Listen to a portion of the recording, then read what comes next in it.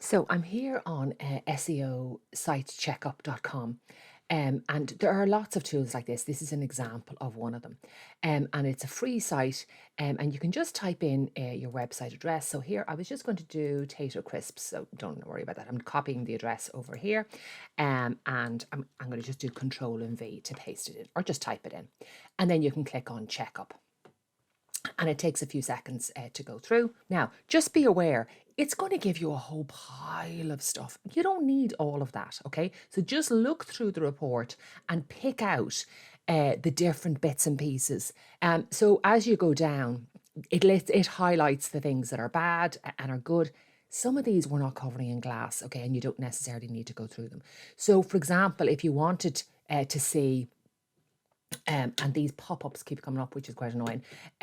This is the meta title, and for example, here is the text that's in it. It's telling you how many characters are in it. Here's the meta description, and it's saying, you know, what's wrong with it.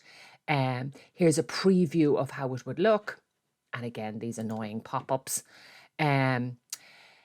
So the keywords used currently, related keywords, competitor domains. I think you have to pay if you want that bit. Here are the heading tags. The robots.txt file is listed there.